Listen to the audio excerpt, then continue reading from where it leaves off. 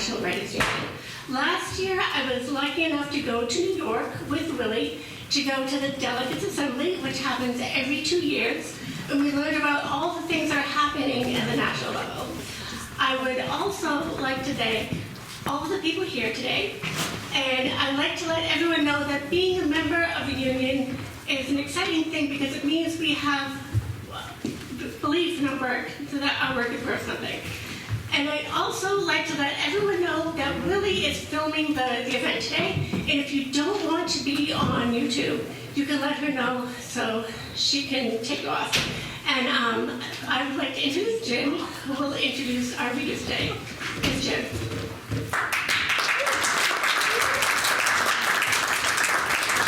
This is, after all, a book party, and we honor the writers who have had books published during the past year. We have the books on sale here, and the writers are here. I hope I haven't seen everybody yet today, but about half the people. We're offering a chance for any of the people who have had books to read a selection, a 6-minute selection from the books that have come out just last year, as they would choose. So this is you'll notice from the short story that was chosen for this book, which has got, only 9 of the people who are in it are from the United States. They're from many other countries. But my writing about climate change includes the socio-political aspects of climate change, and I was talking with our speaker today, who's going to actually talk in the same vein about how we need to look at socio-political aspects of things, not just technological. So I'm going to read you a tiny bit of this story that they chose for this anthology that just came out in October, so you can run out and buy it. It's called Don't Ask. I'm going to read about 1 page. I timed this, so I hope I'm not going to go over time. I'm Cam at your service. Swan looked up to see a tall, lanky young man with a bush of dark hair, a twinkle both humorous and gallant in his warm brown eyes. She couldn't help but smile at his blunt introduction. Sitting on a bench overlooking the frothy ocean, she'd been contemplating her murky future. After a March with alternate sleet and tropical heat, April 2059, so far, was a calm interlude. Just now, the sun broke through, slanting over the ocean with bright certitude. This is a good bench, he said, folding himself awkwardly beside her, nodding out to sea. He looked to be a little older than she was, in his mid-20s. He turned to her, grinning. Are you contemplating the universe? Nothing that grand. I just need a job. I come here every day at lunchtime. I work right over there. They looked behind them in one turn of their shoulders. She liked the sense of his lean muscle. You mean the Beacon office? Yeah, copy editor.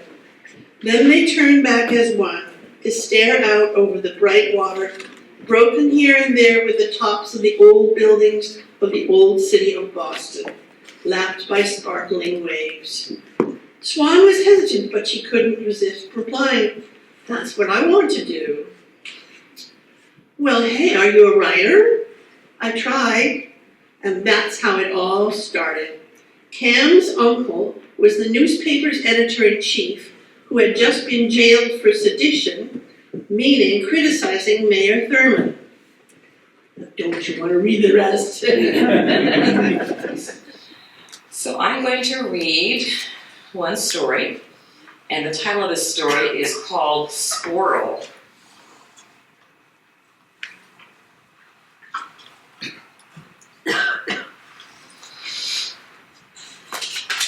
People spend good money to rid their homes of squirrels. They'll place an emergency call to their local rodent removal company and pay whatever it takes to come out on the winning end of a rodent invasion. But in our case, Dad not only welcomed a squirrel to our home, he vowed to cook it.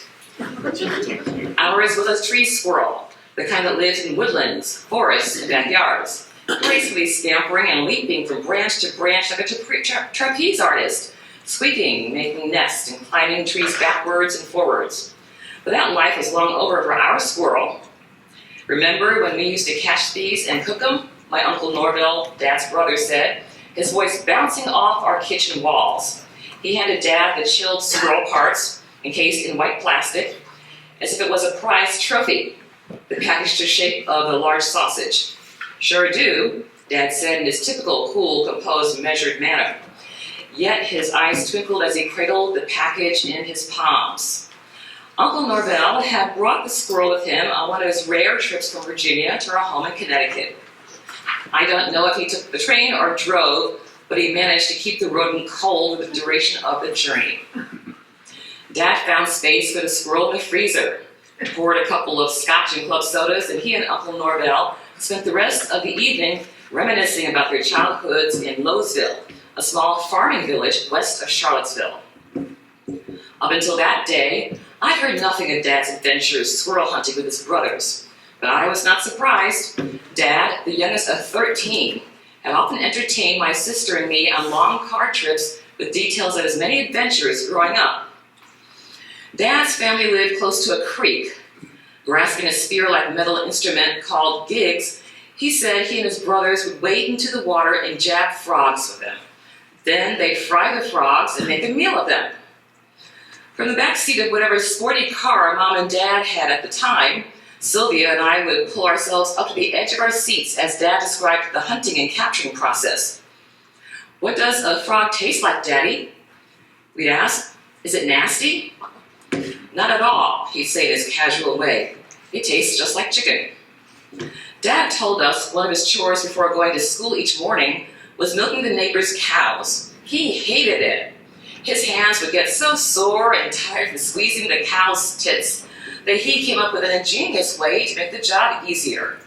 He added water to the milk buckets, so it would appear that he had done all the milking. This seemed to work fine until one day, the neighbor lady said, "Peck," my father's childhood nickname, "the milk don't taste right. I can't figure out what's wrong with it." He simply shrugged in feigned ignorance. Mom said she felt sorry for the cow. Dad played the guitar when he was growing up, strumming tunes while his brothers gambled at a card game. He said, unbeknownst to his brothers, coins would fall between the floor's wooden planks in the old building where they played. He said one of the benefits of being a small kid was that he could crawl under the building and at the end of the night collect those loose change for himself. "You aren't going to cook it, right?" Uncle Norvell asked Dad. "Sure am," Dad responded. But as the weeks turned into months, the squirrel became a long-term resident of our freezer, front and center, surrounded by Swanson TV dinners, meatloaf-sized portions of ground beef wrapped in aluminum foil, and A&P brand chicken drumsticks. I rarely opened the door to the freezer of our early 1970s combo refrigerator freezer during my preteen years. Mom did nearly all the thawing and cooking at the time. But on the off chance that I had a hankering for a popsicle in the months after Uncle Norvell's visit, I learned to divert my eyes. The plastic encasing the squirrel hugged the contours of little body parts and left me repulsed. I don't think that Mom was fond of having wild game in the freezer either. "Are you going to cook that thing?" Mom would blast the question at Dad every few weeks, with emphasis on the words, "that thing." Stop there. See, full room here. You all look fabulous. I'm going to read a little bit from this that came out last August. It's new and selected works. It's got some new stuff and some old stuff. And I'm gonna read some of the new stuff. And I'll start with Prelude. Before we begin, may I ask you a question? Would it bother you if at some point I forgot to remember the illusion that we are made of solid matter? That we instead consist of atoms and electrical charges, or 99% empty space? Would it bother you to look through my subtly spectral form and see the backrest of my chair? It wouldn't be intentional. a parlor trick. It's just that when I think about broken children lying in the rubble of bombed-out buildings, I sometimes find it difficult to remain tied to this world. So if I seem to fade, please don't be alarmed. And don't judge, just hold out your hand. We can touch palm to palm to keep ourselves connected to this terrible and beautiful place. Remind us that we are made of the same stuff as the stars.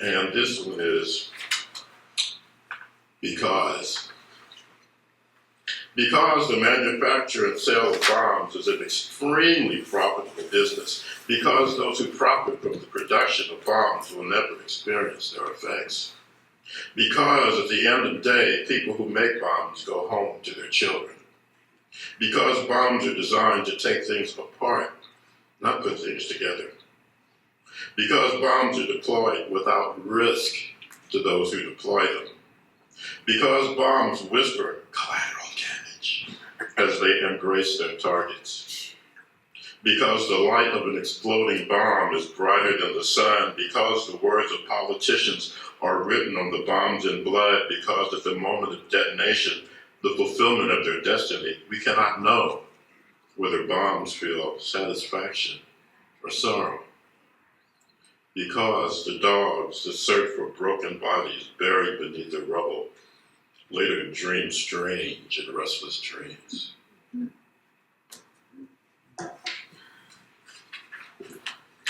This is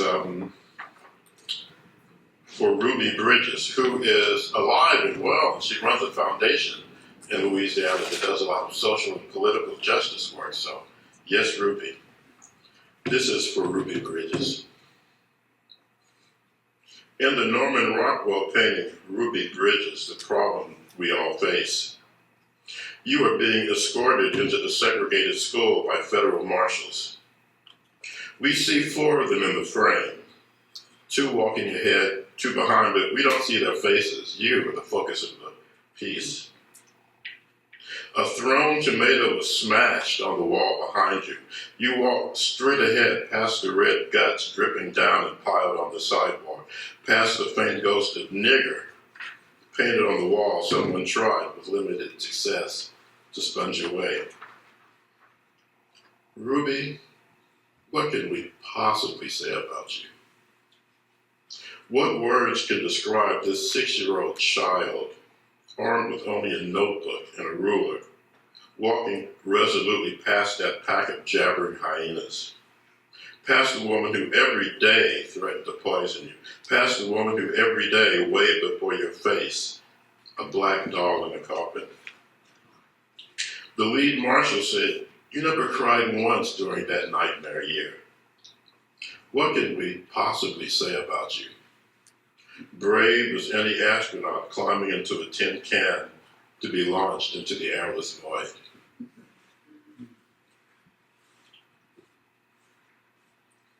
Haiku for George Floyd. That final moment when you called out for mama, did birds go silent?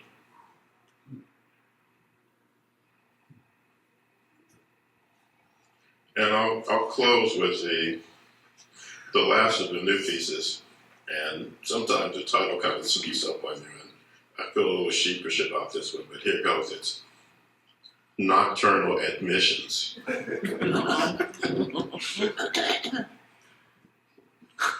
Late at night, and I reluctantly shed the cocoon of blankets, rise once again to perform that task so familiar to men of a certain age, and afterwards look for a moment in the bathroom mirror at the battalion of wrinkles whose comrades wait patiently to join their ranks. I look at my hair, what's left of it, mostly white as a sheet of typing paper, then shut off the light and go back to bed to burrow once more beneath the covers. But as sometimes happens, sleep has climbed out the window, dropped quietly to the grass, and padded off barefoot into the night.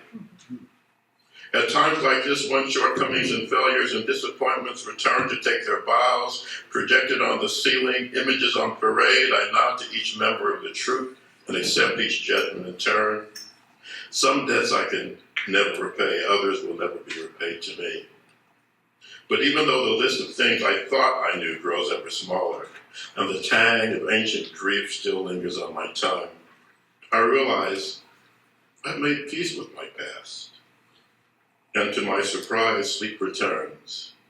I awake to sun shining through the window, hear a mockingbird declare itself master of the universe. Now that my nocturnal ghosts have faded once more into memory and mist, I will rise to face this new day that stretches out before me like a ribbon of new highway. So I took a story about one of those Howie Fine stories called The Blender. Also, most of the stories revolve around a key element of magical realism. And in that story, the blender, which while Howie's repairing it, is a bit of a short circuit. He's an electrician.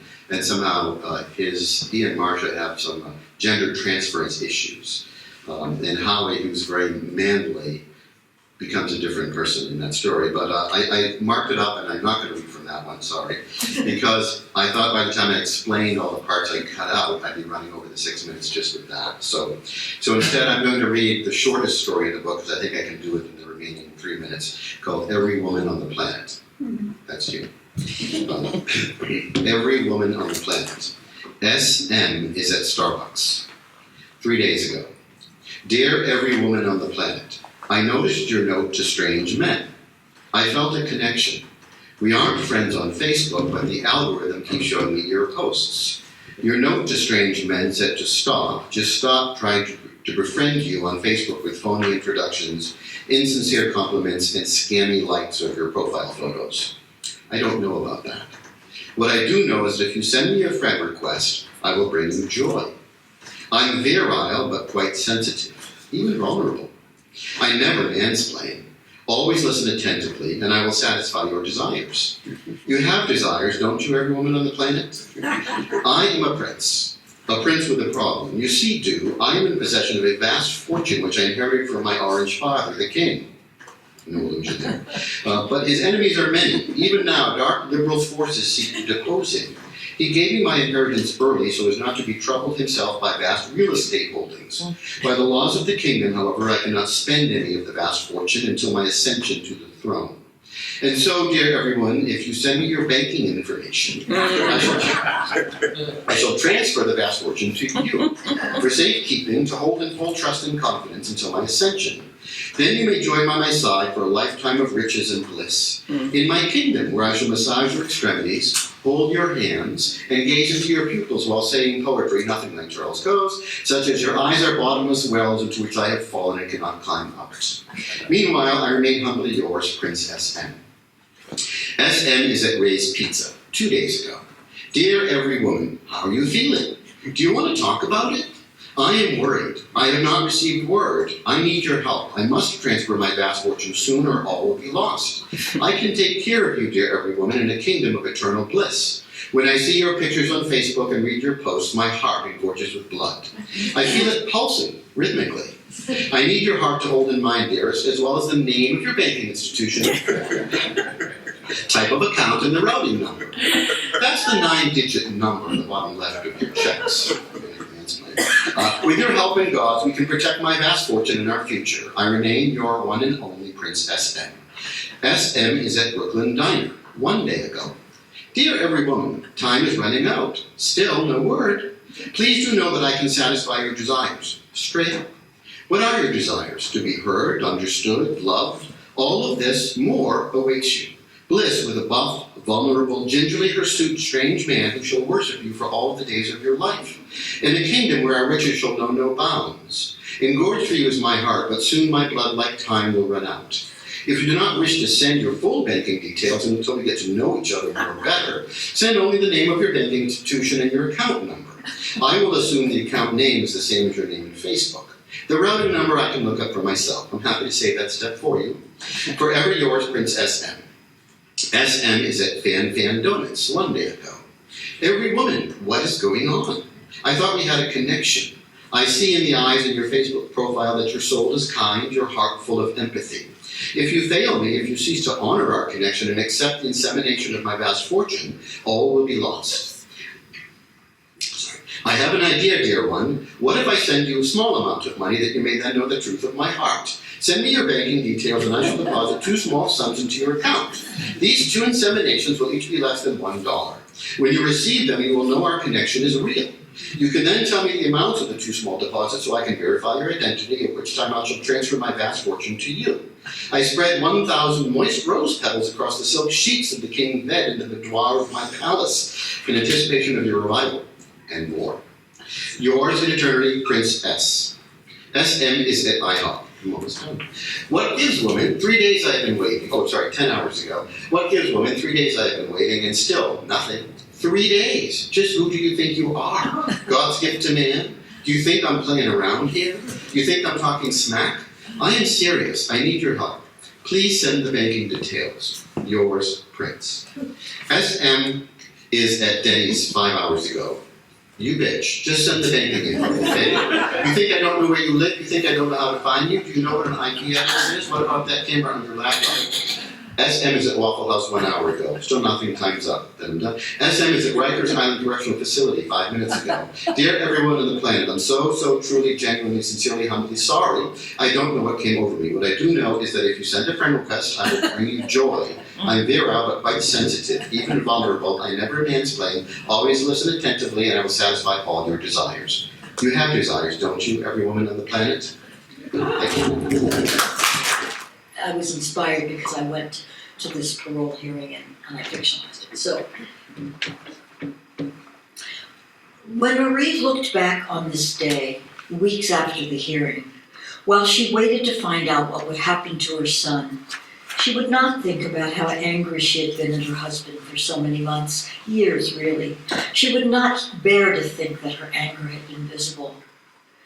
James is not to blame, her son Louis had said, in a voice that was new to her. It doesn't matter that James accused me of stealing his bike or of slacking on my part of our business. It doesn't matter that James yelled or threatened me. None of that matters.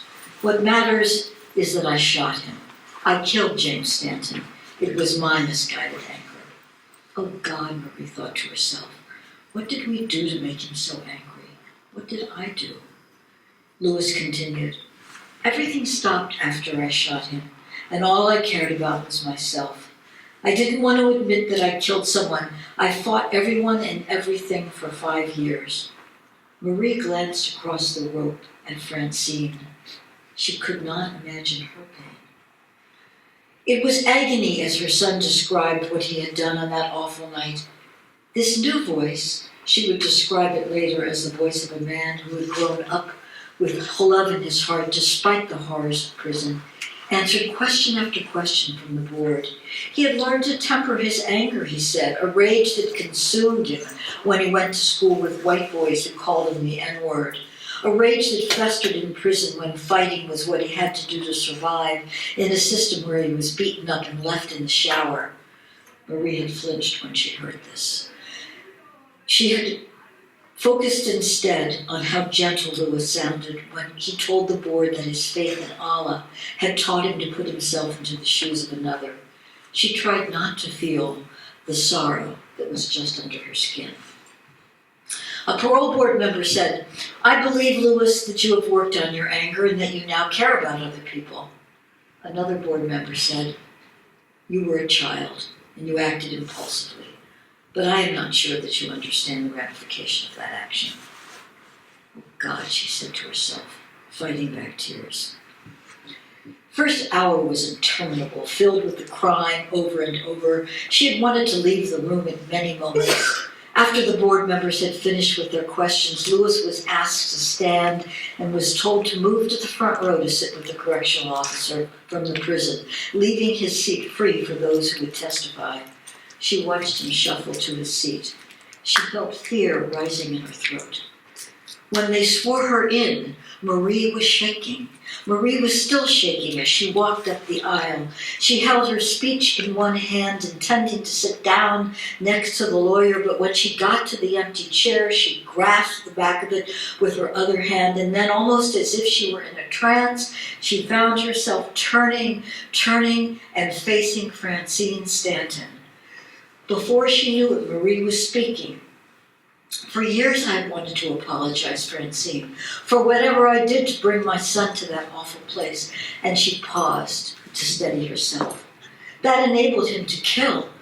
There was some kind of sound behind her, but she went on, pushing Robert, her husband, out of her mind. And really, I have wanted to say this to all of you, but Francine, to you in particular, I just didn't know how. There were clogged cries from Patsy, her daughter. Marie was undeterred. I ache for the loss of your son, Francine. Francine got to her feet, while her mother began to wail. For a moment, Marie wanted to turn away. Eddie clutched his daughters. Robert's muffled cries were so clear to Marie, as if she were next to him. But Francine's voice stopped her. She called out in her direction, "I will never forget that Louis killed James, but I know you lost a son too." If Marie had looked around the room, she would have seen that members of the parole board sat fixed in their seats and that her lawyer was looking up at her, stunned into silence.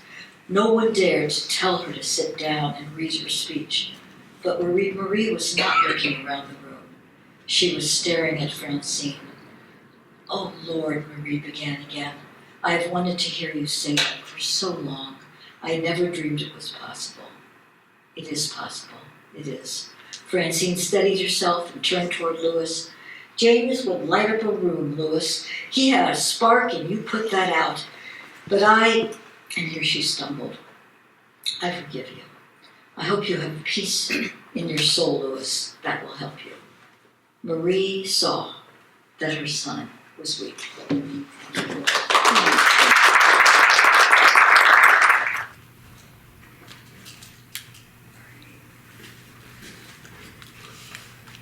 So I'm reading from this book, Devil's Snare, Best New England Crime Stories, 2024. This is my story. It's called The Book Club. "What do you mean you don't have enough bars?" I complain to my GPS. Yes, I often argue with the device. So what?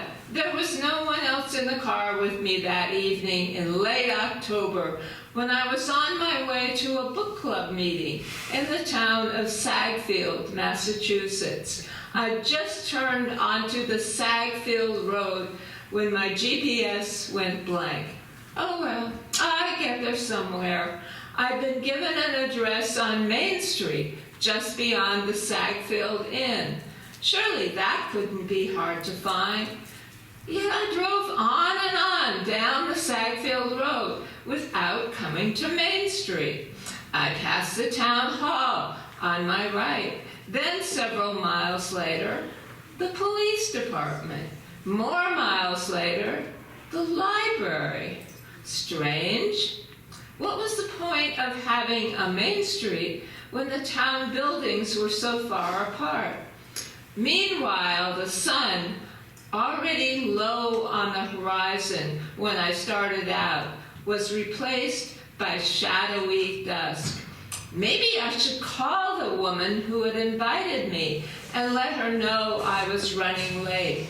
Except when I tried, my phone didn't have enough bars to make the call. Darn, I'd been looking forward to this event for months. I was selling my mystery novels at a craft fair when a nice middle-aged woman approached me. She had frizzy, gray-streaked brown hair, kind of like how mine would look if it weren't dyed and straightened, or relaxed, as my stylist calls it. And she wore tortoiseshell glasses like the ones I wear when I need a break from my contact lenses. She seemed thrilled to meet a real live author for the first time. I knew what that was like. I'd been a swooning fan myself long before I became an underpaid and overworked writer who spent more time in the fictional worlds I was creating than in my everyday life. After the nice woman and I had chatted a bit, she bought a copy of the first book in my cozy mystery series, Milk, Chocolate, Death. In case the title doesn't give it away, all my books are set at a chocolate shop. There's dark chocolate death, semi-sweet death, and bittersweet death. My work in progress will be titled Unsweetened Death, once I figure out how to end it. The lady told me she was in a book club that might be interested in having me come to one of their meetings. As an added incentive, she mentioned that the hotshot literary agent Naomi Florvetta often attended these meetings, looking for new talent. Naomi was known for turning writers into superstars. My career would skyrocket with her as my agent. But if I couldn't find the house where the club was meeting, I was just about to give up when my GPS suddenly sprang to life, speaking with an odd new French accent. Turn left onto the main street in a quarter of a mile, s'il vous plaît. Maybe it was just my GPS having a little fun. Do GPS units have a sense of humor?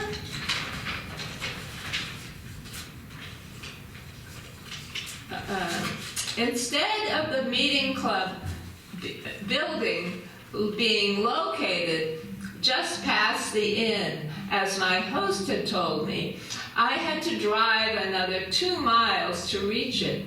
Main Street itself was unlike any other Main Street I'd ever seen. There were no other structures between the inn and the meeting house, and as far as I could tell, no other houses beyond the meeting house either. The annoyances of the trip gave way when I arrived at a big yellow house. The woman who'd invited me stood in front, illuminated by outdoor lights. "Carrie, we're so glad you made it," she said as she hugged me. "We were afraid you'd gotten cold feet." Cold feet? Gotten lost was more like it, given her directions. But I let it pass. Kendra, as she reminded me her name was, ushered me inside, where about a dozen people were seated around a long dining room table. It warmed my heart to see copies of Milk, Chocolate, Death at each of their places. They were engaged in animated conversations, but fell silent when I entered the room. Kendra introduced me to everyone, but she spoke so quickly and softly, I couldn't catch any names. And the real trouble is about to begin, and I'm going to stop reading.